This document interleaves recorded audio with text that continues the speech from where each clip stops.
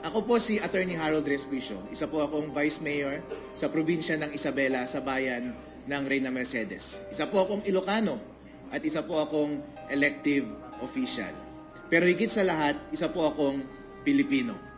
Hindi to po totoo yung sinasabi nila na lahat na sa ating gobyerno ay tumatahimik na lamang at hindi lumalaban. Totoo po, ng impluwensya po ng administrasyon na ito ay pervasive at halos lahat ng tao sa ating gobyerno ay kinurap nila. Pati sa aming bayan, kinurap nila. Sila po ay napakalaking scam.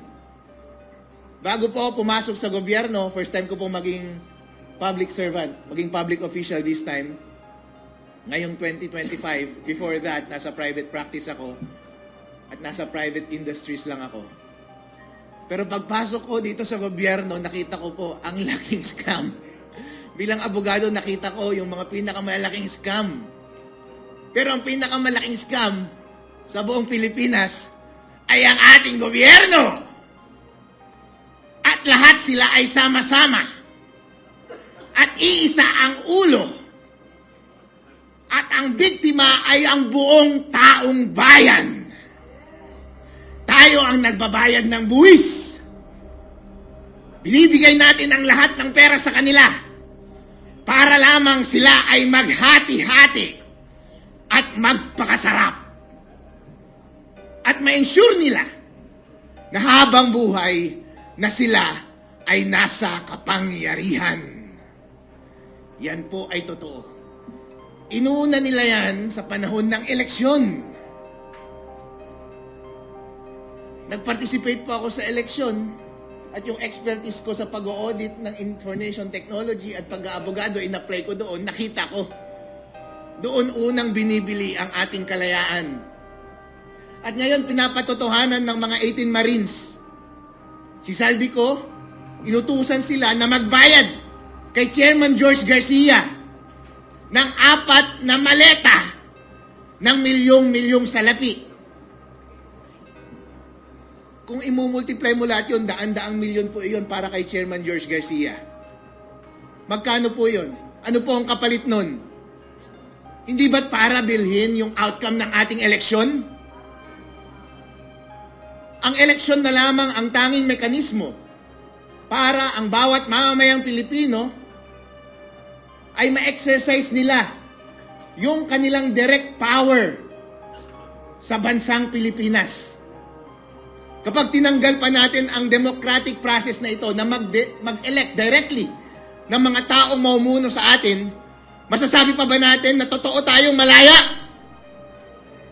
Hindi po tayo totoong malaya. At lalong hindi po tayo totoong malaya kung pati yung mga institusyon na dapat nagbabantay sa ating gobyerno ay binibili na rin nila. Ang mekanismo sa ating konstitusyon para bantayan ng ating gobyerno ay yung mga investigasyon doon sa Senate at doon sa House of Representatives. Doon sa mga hearing ng mga komite. Pero nabigyan ba sila ng mga envelope? Nabigyan po. Kapag yung magbabantay sa ating gobyerno ay nababayaran natin, matasabi ba natin sa ating sarili na totoo tayong malaya? Hindi po. Ganon din po sa ating judiciary. Marami ang sinasabi na sa kanila ay nababayaran. Merong dating leader ng judiciary na pumasok sa executive, pero sila ka-textmate ni BBM. At nag-uusap sila paano magnakaw ng pera ng taong bayan. Kung lahat ng ating independent institutions na ito ay magkakasama na, kasama na sila sa scam, totoo pa bang malaya tayo? Hindi po tayo malaya, mga kapatid. Itong mga 18 Marines, hindi nyo ba naaalala last time? Noong ginagawa nilang scapegoat si Zaldico, di ba sinasabi nila na, "Uy, si Zaldico, bakit 18 Marines ang iyong mga bodyguard?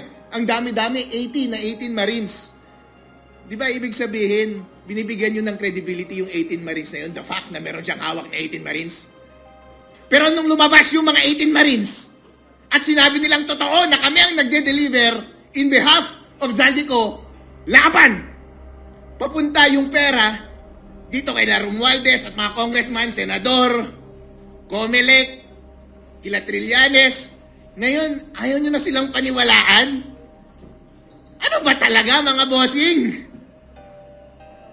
Kapag against na sa inyo yung narrative, noong bumaliktad na sa inyo yung narrative, biglang ayaw nyo na silang paniwalaan.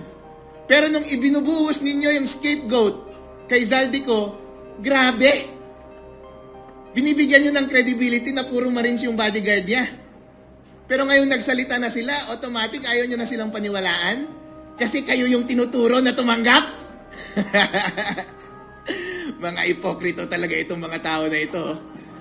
Grabe yung pagka-ipokrito.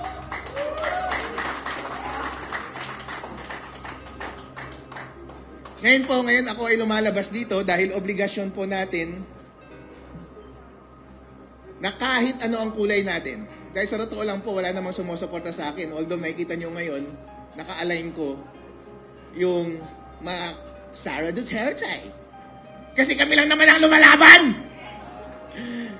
Kasi yung mga makakaliwa, mga pink, mga dilawan, tumanggap rin pala ng pera, mga walang iya! Kaya pala tahimik tong mga to eh. Noong unang naglalabas ako ng mga issue sa Comelec, kayo pa ang mga kasama ko eh. Lahat ng mga aktibidad po, nag-iimbita sa akin. Kaya nandito rin ako, naiimbitahan ako. Sumasama po ako.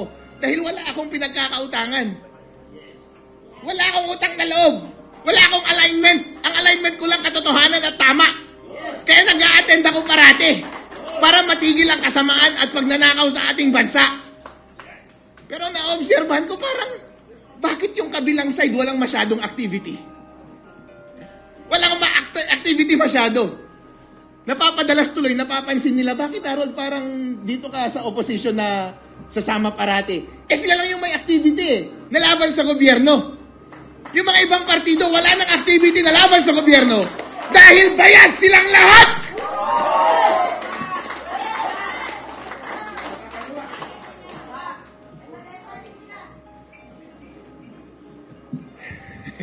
Ngayon po, may pagkakataon po tayo na ipagpatuloy ang laban. Kapag tayo po ay tahimik, deserve natin na mag-govern tayo ng mga kasamaan, hindi ba? At ganun din actually kapag refuse natin na mamuno, deserve natin na mag-govern tayo ng mga mas bobo, ng mga kurap, at magnanakaw sa ating bansa. Kaya mahalaga na tayo ay magsalita, na mag-participate at i-take up natin yung responsibility na pamunuan ng tama ang ating bansa. Kaya tama yung ginawa ni Sara eh, nung mag-announce siya as president. Kasi siya na lang yung boses na kumokontra sa malaking pagnanakaw dito sa ating gobyerno ngayon. At parang magkakaroon ng rally sa March 11, nandun kaya siya? Kasi sa lahat ng pagkakataon, sumasama po ako. Basta lumalaban tayo sa katiwalaan, basta may pagkakataon na maisiwalat natin ang katotohanan at marali natin ang taong bayan para lumaban sa pang-aapi ng gobyerno at sa kanilang pang-aabuso at paglaban para sa ating ultimate na kalayaan, ako ay magpa-participate. Kaya next week, parang may pinaplanong rally, baka nandun ulit ako. Alright? Hindi ako mag-a-absent. Kasi yung mga nag-a-absent, baka yun yung mga nababayaran eh. Alright? Mali. Maganda sana kung nandun si Sara sa rally, kung may rally eh, no? Dahil mga kababayan, pagkakataon na natin ito, kailangan maging isa ang ating boses. Maging malakas para tapusin ang pagnanakaw dito sa ating bansa. Maraming salamat po sa inyong lahat. At inuulit ko po ang aking suporta para sa 18 Marines at sa lahat ng kapwa kong kinakasuhan, kasama na si Mike Defensor. Kawawa naman itong mga ito. Nagbibigay support lang. At saka si General Fokis, may kaso na rin. Wala kayo, malapit na kayo magkakaso, mga idol. Alright? Pero wag po tayong bumitaw.